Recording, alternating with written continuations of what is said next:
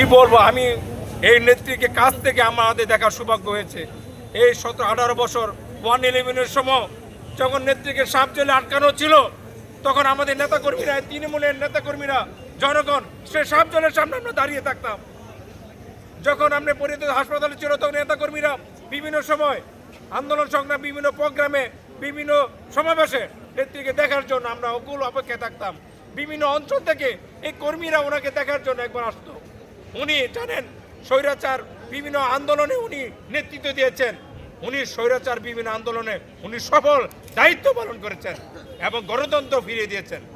এবং আমরা আমাদের প্রিয় নেত্রীকে হারানোর কারণে আমরা সত্যি আমাদের যে সারা বাংলাদেশের শোকের ছায়া, 68,000 গ্রামের ভিতরে ওনাকে মানুষকে ওনার নিজের মতো করে ভালোবাসত এবং 18 কোটি মানুষের মাঝে শোকের ছায়া, শুধু বিএনপি পরিবারের শোক নয়, উনি সকল সর্বজন এবং সকল মহলের উনি অভিভাবক।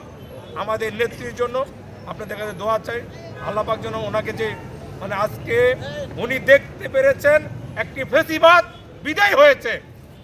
ওনার মনের যে চিন্তা ছিল, ওনার উপর যে নির্যাতন করা হয়েছে, ওনাকে যেভাবে জেল খাটাইয়েছে মিথ্যা মামলায়, আজকে এই বাংলাদেশে একটি স্বাধীন দেশে কিভাবে গণতন্ত্র উদ্ধার করতে হয়, আমার নেত্রীর অনেক ত্যাগ রয়েছে। আমাদের সকলের কাছে আমি দোয়া চাই নেত্রীর জন্য, আল্লাহ পাক যেন ওনাকে সর্বোচ্চ জান্নাত উচ্চ মাকাম দান করেন এবং 100 বছরে দেশ নেত্রী বেগম খালেদা জিয়ার জন্মগ্রহণ করবে না। এটি এই খালেদা জিয়া শতাব্দীতে একবার করে জন্মগ্রহণ করেন, বারবার খালেদা জিয়া জন্মগ্রহণ করে না।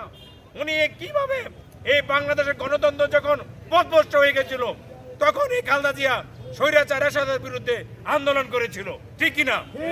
এবং এই ফ্যাসিবাদী আন্দোলন, ফখরুদ্দিন মঈনুদ্দিনের ফ্যাসিবাদী আন্দোলনের সময় উনি আপোষ করেনি, ওনাকে অনেকভাবে ওনাকে আপোষ করতে চেয়েছিল।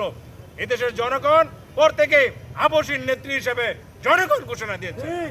উনি আমাদের হৃদয়ের মণিকোটে থাকবেন, আমরা সবাই ওনার জন্য দোয়া করব। উনি যখন অসুস্থ ছিলেন, প্রত্যেকটি মসজিদ, মাদ্রাসায়, বিভিন্ন প্রতিষ্ঠানে, ধর্মীয় প্রতিষ্ঠানে ওনার জন্য দোয়া করা হয়েছে। উনি আলেমদের পক্ষে কথা বলতেন, উনি জনগণের পক্ষে কথা বলতেন। উনি বিভিন্ন ধরনের এই যে মহিলা উপবৃত্তি উনি বাংলাদেশে প্রথম চালু করেছেন। আমি আপনাদের কাছে ওনার জন্য দোয়া চাই এবং আল্লাহ পাক যেন এই জিয়া পরিবারকে যারা রয়েছেন, আমাদের প্রিয় নেতা তারেক রহমান যেন জিয়াউর রহমানের যে আদর্শ, দেশনেত্রী বেগম খালেদা জিয়ার যে আদর্শ, উনি যেন এই দেশের অভিভাবকের দায়িত্ব পালন করবেন আমরা বিশ্বাস করি। আমরা সর্বসময় তৃণমূল পর্যায়ের কর্মীরা জিয়া পরিবারের পাশে থাকবো, এটি আমাদের প্রতিজ্ঞা।